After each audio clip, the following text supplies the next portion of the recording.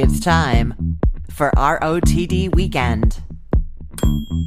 I have been struggling with a salad recipe lately. So I do this tossed green salad for me and Marty all the time, and he is obsessed with it, and I love it. The thing is I started making it when we were in Belgium this summer, and I wasn't measuring anything. I was just kind of tossing things together, and I kind of got into the habit of doing it a certain way. And now we're back home, and I was in the habit of doing it the same way, and we are both really loving it. Like, oh my God, I wish there was more of that left, which is not something that we usually say about salad.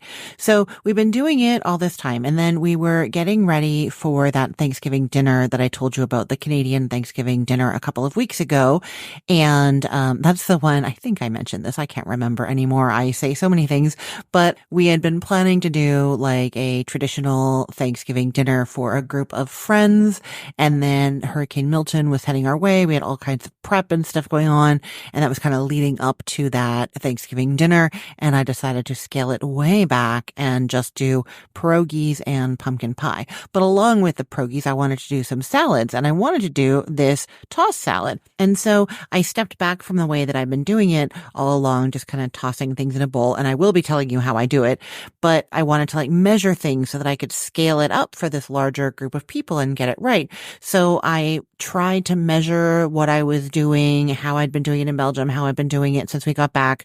And like, instead of just tossing things into the bowl, actually measuring it. And then I scaled that up, and I did make it for the dinner. And I will tell you that Marty and I did not think it was even close to as good as the just throwing things in way that I normally do it. But, and this is completely the truth, I am not lying in any tiny bit, no way, shape, or form. 3 different people asked me what I put in that salad. And after the dinner, somebody messaged me on Facebook, one of the guests, and was like, okay, I'm not going to just paraphrase. I actually went and got the message. So she wrote, "Hi, Christine. Thank you again for the lovely dinner and company the other evening. Could you tell me what you put on the salad greens? I've been craving it ever since."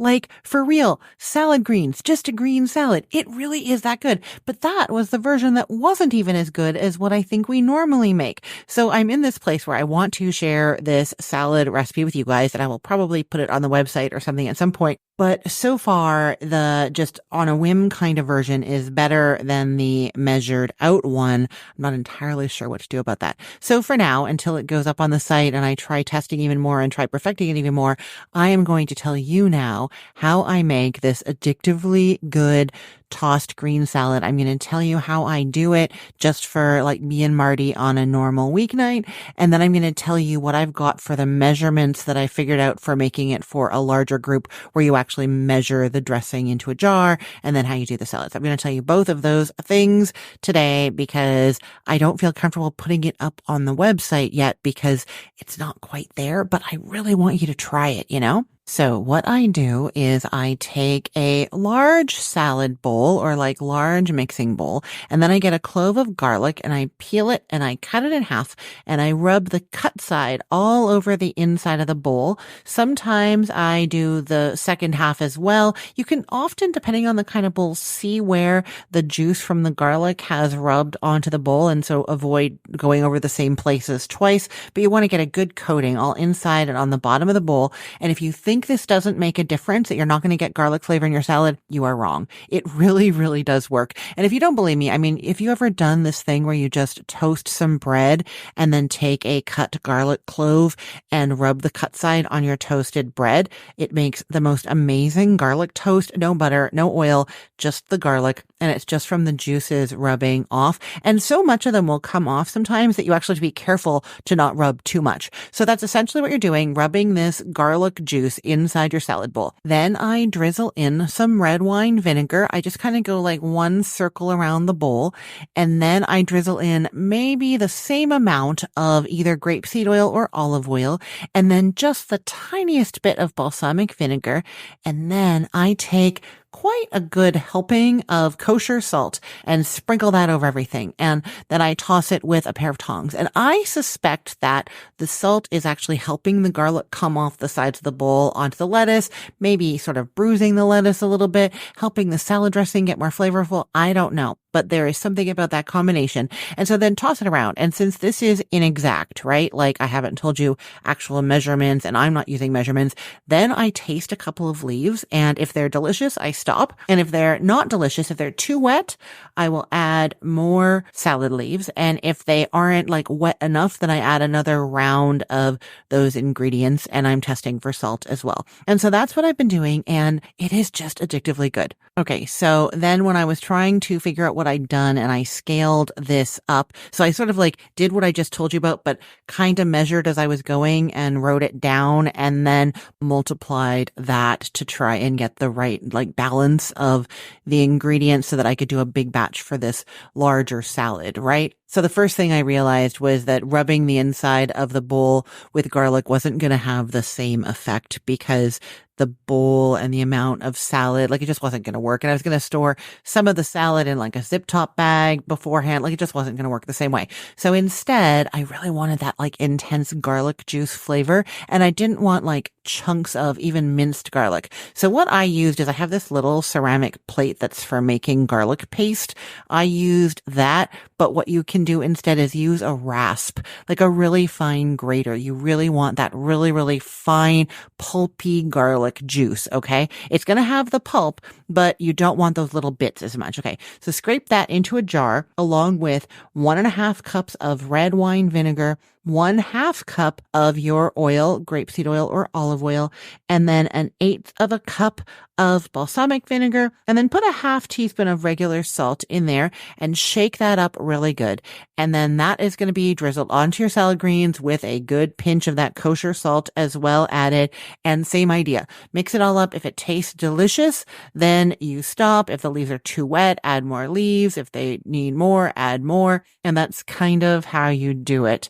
Again, those measurements are pretty close, not perfect, but pretty close. And I'm not kidding. People loved it so much that they were commenting on it. Delicious pierogies, homemade pierogies. People were loving those. Delicious pumpkin pie. That is my favorite pumpkin pie recipe. People were loving that. But the thing that they were like asking questions about that they messaged me about after the dinner was this green salad. So you have got to try it and I'm going to keep working on perfecting it. I will update you if I figure out the exact measurements to make it as good as the one that I just make for me and Marty. I'm going to keep trying. Somebody else who tries and perfects recipes on a large scale, restaurant style scale, is my guest today. I'm speaking with Chef Christian Bailey of Tidal Plus Seattle. This restaurant is located in one of Hyatt's more boutique hotels, the Olive 8 Hotel, and it's known for its commitment to sustainability and local sourcing. And Christian is telling us about some sustainable seafood and also about a recipe that is made like big batch style, but then customized for each person. Super cool. Let's listen to my conversation with Chef Christian Bailey.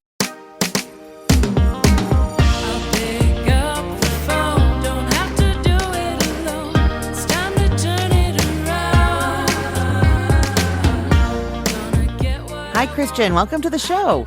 Hi, thanks for having me. So you work at a seafood restaurant in Seattle. Can you tell us about it? Yes, I do. It's at Tidal in Seattle at the Hyatt Olive 8 in the heart of downtown Seattle, a few blocks away from Pike Place Market, world famous. And there's also the Paramount Theater and the Convention Center. Oh, so you're right in the heart of all of it. I love that area. Correct. Yeah, super cool. So, and it's a seafood restaurant, yeah? Seafood focused. We're also just starting to provide breakfast with lunch right around the corner as well. But really, seafood is the aim, but Northwest is really the heart of our restaurant. Oh, yeah. So Northwest, Pacific Northwest, foods and some seafood. Now, I know this is a trend everywhere sometimes, but people do it better in some places than others. Do you guys focus on a lot of like sourcing local ingredients, working with local products? Yes, so all of our seafood is found here in the Pacific Northwest. We use local companies and small fisheries. Northwest Bounty, Key City, all located in our area. Key City is located in Port Townsend and Northwest Bounty over in the Olympic Peninsula. Even some of our beef products, as we have other options as well. We use the Preservation Meat Collective They source everything. They're homed in Whatcom County, and then they source everything also as well in Washington area. Oh, wow. That's amazing. So do you know how do you go about choosing the local businesses to partner with? Are there certain things you're looking for when you choose a particular fishery or company? Really, what is at the heart of our restaurant, but also kind of our hotel. So again, hotel restaurant Hyatt Elevate. It's really about wellness and it's really about sustainability. So we focus on business practices, small farms, including produce. When we work with produce and making sure that kind of they're good stewards of the state. They're good stewards of the land. They're good stewards of the fish. We kind of start our mission and our partnerships there. That's kind of how we select who we want to work with.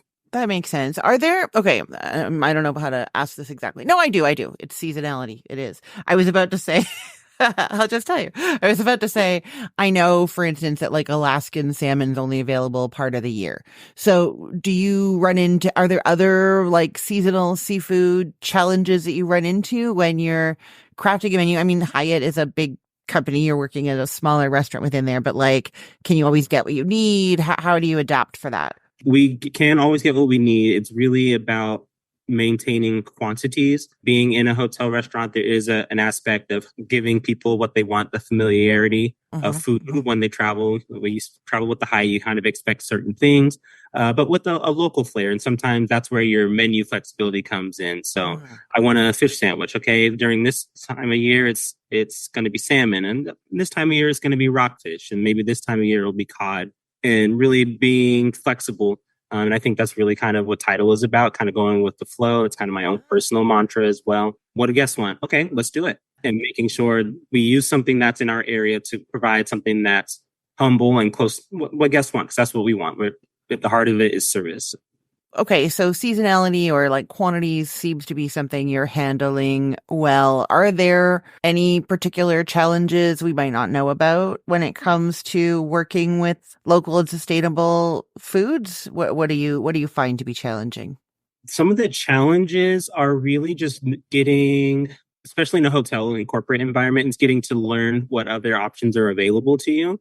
Sometimes it can be hard to reach those smaller companies. But that's the cool part about the industry. You know, someone who knows someone who knows someone who worked with someone. You learn to make those connections. That's one of the perks of the industry. It's also one of the perks of being a corporate space. Sometimes people get a little bit terrified of working with big corporate spaces, but I think the cool part about Hyatt or Tidal specifically is that we're a smaller restaurant that operates as a standalone in a hotel. So it's we're not doing those huge mass numbers of thousands of any one product. So that's when you can really build that mutual relationship with those small companies. But sometimes they are hard to find and building that trust over time. But I think that's with any business partnership. I think that's actually really interesting that you've said part of what you said there. I hadn't really thought about before, that as a small restaurant or standalone entity within the larger corporate structure, you get the perks of being part of that, the connections, money and just connections, finding things, infrastructure in general, but you also have that small independence, personal touch to it.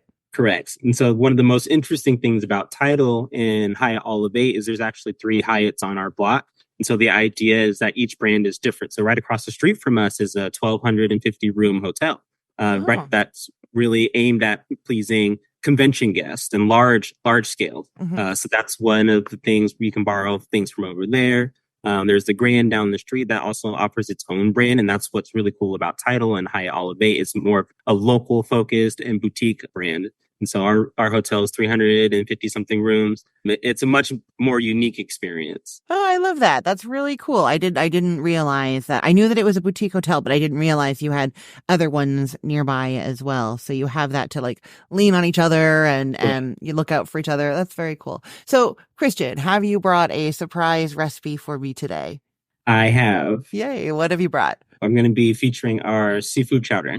Oh, I love seafood chowder. Perfect. And this episode is going live in October, which, it's just perfect, comfortable soup food time, cozy Correct. Comfort food. Love it. So is this a recipe from the restaurant or one of yours? Oh, it is from the restaurant. Nice. It is from the restaurant.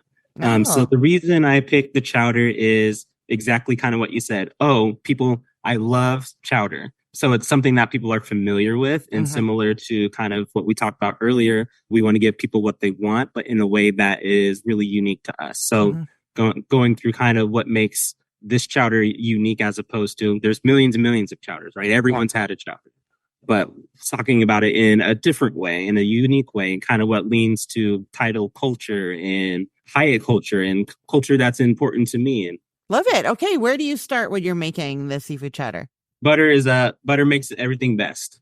Agreed completely. Love it. And it's about taking your time. There's also an element we make what makes it really unique is we make our seafood stock in house. Oh. So all of the fish that we use for all of our other parts in the menu, the idea is sustainability. It's zero waste. So we're using the bones from all the fish that we Mm. bring in house, and we do bring in a lot of fish off of those small boats that they just caught our salmon yesterday. We're breaking it down into portions, and then we have the bones. We're turning that into this very umami kind of flavored house-made seafood stock, and that's really where the magic is. I'm going to back up and sort of interrupt a little bit because you're making me realize that I have this bias that I have to get past. I sort of have a bias against hotel restaurants on some level. You've probably heard this before because I think of them as a place where you eat when you just got in late somewhere and you can't be bothered to find somewhere else and they're not necessarily like the place you really want to go to. And so I don't think of them as a place that is making their own seafood stock, So this is fantastic. I love that you guys are doing this and like pushing past that same old hotel restaurant tradition. Yep. And I think that's the challenge of being in a hotel, but it's also the opportunity and the exciting part. Guests make sure my family eats. And so but it's also an opportunity for me to share myself, for me to share my team, for me to share our department. It's a sharing experience as well when you come to dine with us. And we make sure we bring that daily because it's really kind of something special, making sure when guests walk up through your door, you're excited to see them and you say hi. Yeah. But also, like you said, being aware that there's a conception, an idea of hotel restaurants in that they're open and I'm here and it's by happenstance as opposed to, Yeah. wow, I went there and I talked maybe I talked to you on a podcast and then, you're like, wow, I really understand what's going on there. So when you come in and you eat a cup of chowder, like it's a special chowder. Or if you're walking down the street and you just happen to be at Amazon, which is just a few blocks away from us, to Spears, I tried a chowder and oh my God, it was more than I was expecting. Like, is it just a cup of chowder? Of course, but it's also, wow, it was a really heartwarming chowder. I felt the magic. I felt like this is really something special when you dine. Yeah, no, I love this. I love this. Okay, so now I've forgotten where you were and telling me about the restaurant. We had butter and we had all the bones and everything from the fish. And what are you doing with all of that? So I guess maybe I'll change my answer. The butter isn't where it starts. It's making the fish stock. So it's onions, your usual aromatics. There's onions, celery, and carrots. We also throw in fennel. We also, for a little sweet and that licoricey taste, we throw in some garlic. We throw in lots of fresh herbs. And then you're adding those local fish bones from the fish that we caught yesterday, that someone else caught yesterday. And then I think what's really special to me is we use bonito flake. And I think that's really leaning into the Asian culture that's very much present in Seattle area. I think when you talk about salmon specifically, it's a very much honoring the natives and kind of what's really taken place here for many, many years. All of that's kind of the magic that we're adding at the heart of the recipe. And that's before we even really start making the chowder itself. But yet you're sweating those, you're getting your bones. Oh, hang on. So tell me more about what bonito flakes are. So bonito flakes are basically fish flakes. They're, I guess you would say, preserved. They're dried fish flakes from the flesh, from the skin. And they're huge, huge flavor, not so much like spice or seasoning, but that's that umami flavor that you're adding. Is it preserved through like a fermentation or a drying intensification, something like that? It's just a drying. Yeah, drying. Okay, so it gets more intense because you're taking the moisture out. Okay. So then you're just letting that stock hang out for hours and hours. Then you're straining it. You're never bringing it to a boil. You're just going with the flow. You're never 212 degrees. You're about 145, 150, and you're just letting it hang for a few hours. Sometimes we let it hang for 4 hours. Then you're draining that. And so now you have this beautiful base to your chowder. So that's where the magic is. And that's when we get back into the pot where we have the butter. Because everyone loves butter. onions, celery, fennel, all small diced, and then you're sweating that in a pot, nice and slow. I think taking your time is really the key. And then you're adding flour. Another cool thing about our chowder is we use gluten-free flour to make sure there's a large variety of people with lots of dietary issues. Mm-hmm. That's something we're really mindful of when we're creating our menu ideas of how to build something that's familiar that has all these things. Mm-hmm. But if you walk in and say, hey, I'd have something with a gluten allergy, can I have this? I said, I made this intentionally for you. Oh, I like that. So, sorry, I'm going back to thinking about the menu. So when Sure. you're trying to make sure you're accommodating people's dietary restrictions, most items on the menu, are you thinking, okay, this is for people with no dietary restrictions, and also this one will be, like, this one's gluten-free, but it's clearly not going to be, it's not vegan or vegetarian, but it's gluten-free, whereas something else might be dairy-free or might be, and so there's like all these different like balancing acts where each thing on the menu does like double duty. Yes. So we had another menu item, very popular. It's a halibut dish. And so the sauce for the dish was a leek vichyssoise.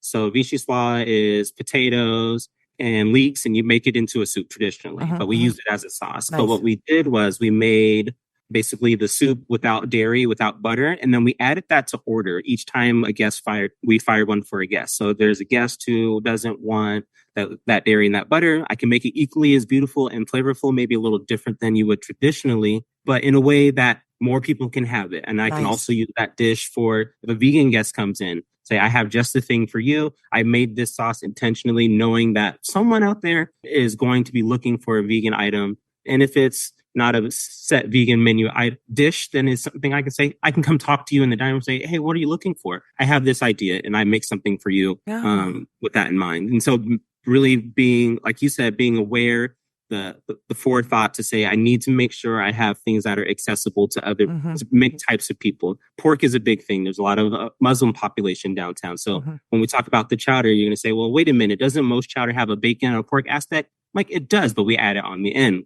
That's very intentional. So if there's a guest who says, this sounds delicious, but chowders normally have bacon. Can I have it without? I say, yes, of course. We built it with you in mind. Oh, I love that. That is really, it's like thoughtful and really like well-intentioned. And it feels like a big jigsaw puzzle or like Tetris game that you're building, which makes it fun too. It is. But I think when you talk about being a chef, but also even an at-home cook, people think about vegan food. I'm like, I think meeting people there and saying, hey, there's a lot of opportunities to make very familiar and tasty and comfortable things for you. You're like, oh, I actually kind of like vegan food. And I just remove the word vegan and I'm just taking a different approach to things that I normally make. And things that are simple. Yeah. No, that's fantastic. Okay. So where were we? Back at the seafood chowder, butter, fennel, small dice in the pot for a long time. Then what happens? After you've got your veggies nice and melted and nice and soft, kind of translucent, that's the best part because someone walks in the kitchen and say, "Ooh, it smells good in here. It smells like Thanksgiving. It smells like home. It smells like family." You're adding your flour and you're building a roux. So a roux is just a fat and a flour. You mix it together, and that's what helps thicken either a sauce or a soup, a gravy, that kind of thing. So that's and you let that cook for about 10, 15 minutes. Nice and low heat. Again, this is something that is really, you're taking your time. It's a couple hour process. And that's when you start adding in your seafood stock. Nice and slow. We make usually probably about 48 quarts at a time. Wow. And that'll last us a few days. Or sometimes it'll last us 5 days or so, depending on if there's a convention or not. But you're adding your stock to that. You're whisking, taking care of making sure you're not burning anything. And then you're adding in your cream. And then we let that come to a boil, 212 degrees. And after that, we cut it to a simmer. And we kind of just let it hang out. Usually we let it cook on really low heat for about an hour. Okay. Really let those flavors hang out, really get to bond. We're adding thyme and rosemary, dried oregano, and then Old Bay. So Old Bay is something that's near and dear to me. Just being a Southerner at heart, there's a lot of culture, a lot of backstory. But, you picture your grandma just throwing a splash of Old Bay into the stuffing for Thanksgiving. It's a Southern staple. So that's kind of my personal added ingredient, especially Northwest because it's more about the Johnny season salt. Oh, I don't even know what that is. So there's Lowry's down south. Uh-huh. Everyone's got kind of their local favorite season salt, but Old Bay is the one that's near and dear to me. I know Old Bay. I don't know. What did you call it? Johnny's? Johnny's. So there's a Johnny's stock in Tacoma, Washington that is very famous, and they have their own season salt. We actually see it all across Seattle, and we actually use it a lot on our menu as well. And does it taste like the Lowry's a little bit, I would guess? Yep. Yeah. I'm sure if you ask the Johnny's company, they say, no, ours is completely different, but we'll let them duke it out. Okay. Very fun. Okay, so yours has Old Bay in it, though. Yes, it has Old Bay. And then really it's just about kind of letting everything hang out for about an hour or so. So I think the difference is when you're making this at home, another key part to our chowder here in Tidal is that we build each cup of chowder to order. So traditionally at home, you would add your cooked potatoes and your fish and whatever else your seafood component kind of as you're building this. But we fire it to order. So if there's a guest who doesn't want shrimp in their chowder, we do shrimp, we do fish, we do clams as well. Anything that they don't want, we just don't add it. So you make the soup base essentially. The creamy soup base is made, and then I'm assuming it still has those tiny veggies that you sautéed sort of floating in it. But other than that, the potatoes and the fish and everything are added at the end, like right before serving. Yep. So you come in, you say, I would love a cup of chowder. We have our soup base that we made, again, usually just a couple of days ago, because really the soup is always best the next day. Not any different than at home. Leftovers are sometimes even better than the day. Oh, for sure.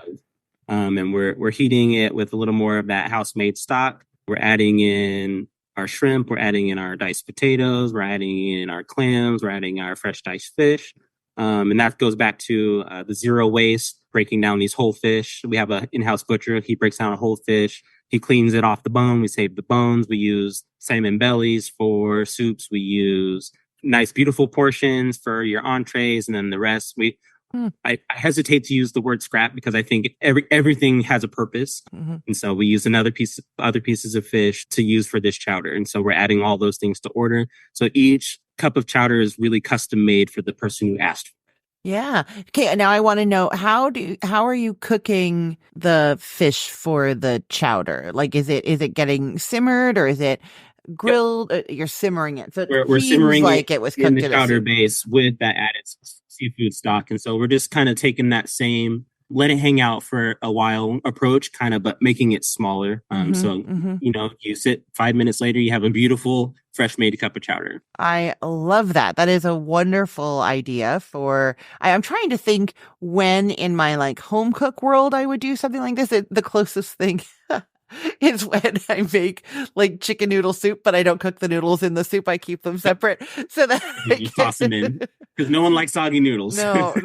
But it's like that, but like for like fish and for like a restaurant, like full scale, big serving. That sounds delicious, Christian. I want to try it so badly. Can you let people know where they can go, where they can find you guys online if they want to make a reservation, if they want to learn more about you guys? Where should they head? So we are available on Instagram at Tidal, TIDAL.plus. We are also available. We have our own website, TidalPlusSeattle.com. You can reach us at the Hyatt Olive 8 website and kind of go through the links under the dining options. If you are a hotel guest looking to stay with us, you go that route as well. So wonderful. Well, thank you so much. Thanks for having me. I really appreciate you taking time to chat with me. It was a lot of fun. All right. Thank you.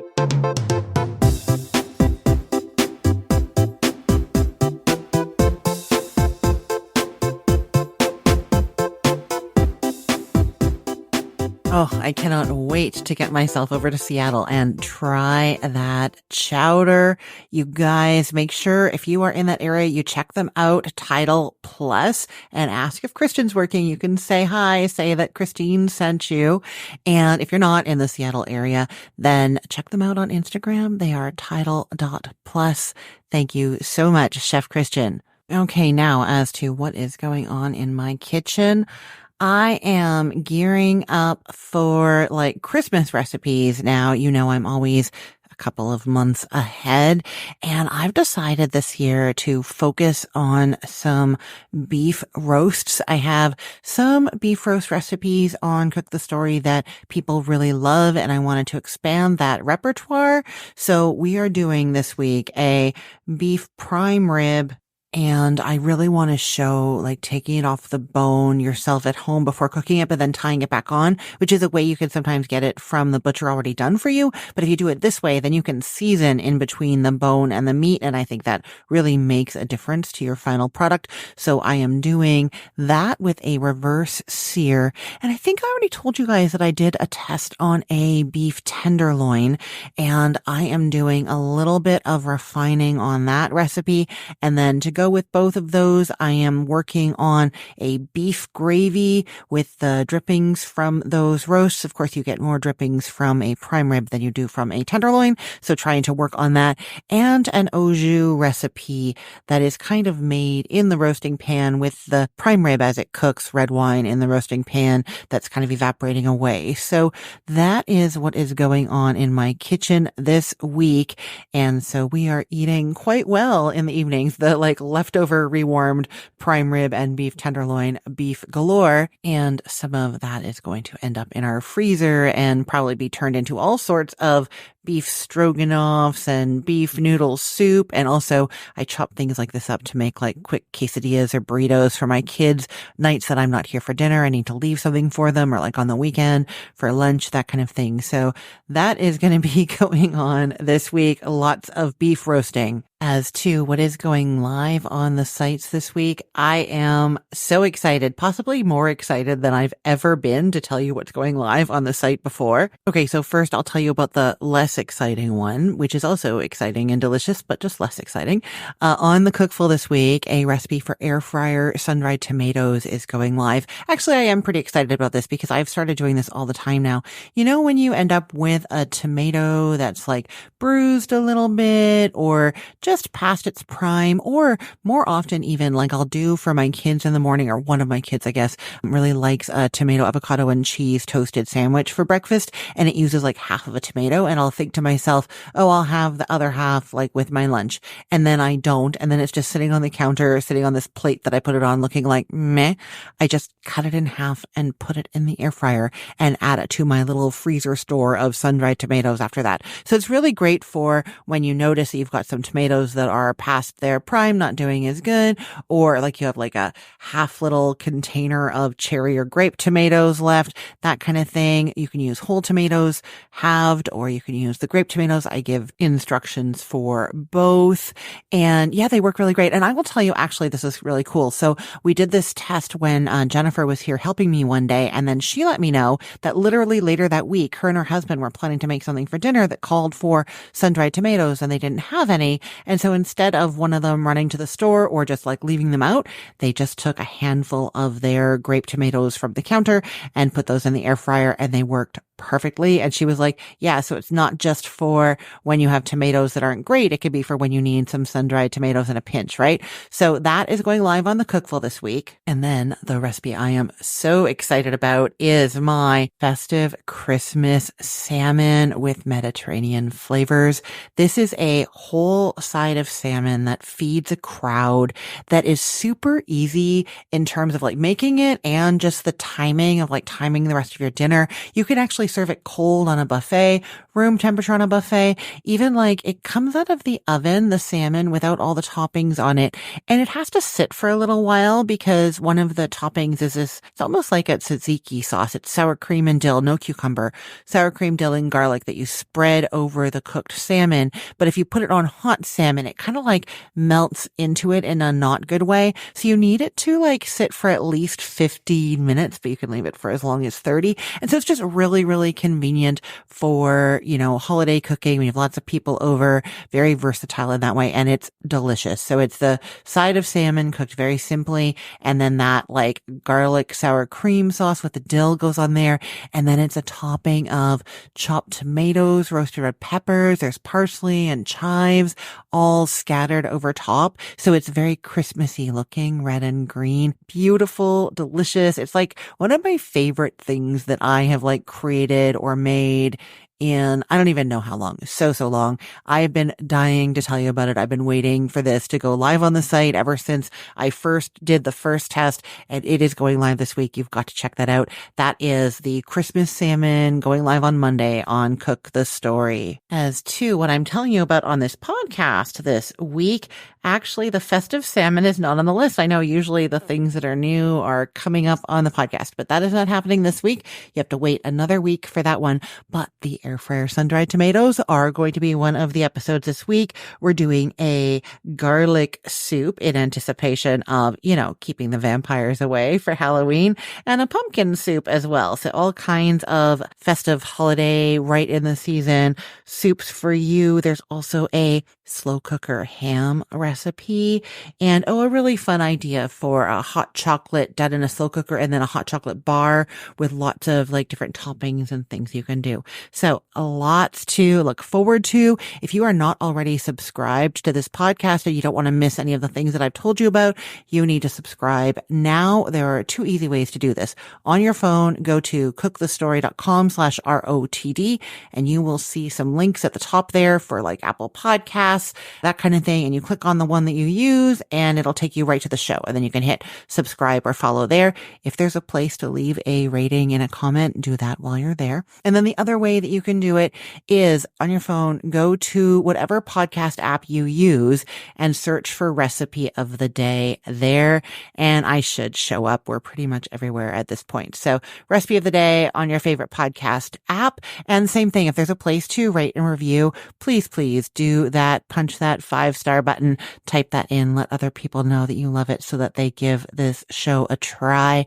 Thank you so much. I appreciate the comments and stars that you leave there, that you leave on my websites. I appreciate that you are listening. Thank you. And thank you to Chef Christian for being such a great guest from Hyatt's Title Plus restaurant at the Olive 8 Hotel in Seattle. Oh yeah, I just realized Halloween is this week and we are in the full ramp up to the holiday season. Don't worry, I've got you so many great ideas. I'm Christine Pittman from cookthestory.com, thecookful.com, the all new chicken cookbook, and from this podcast, Recipe of the Day. I hope you have a great weekend. Let's get cooking.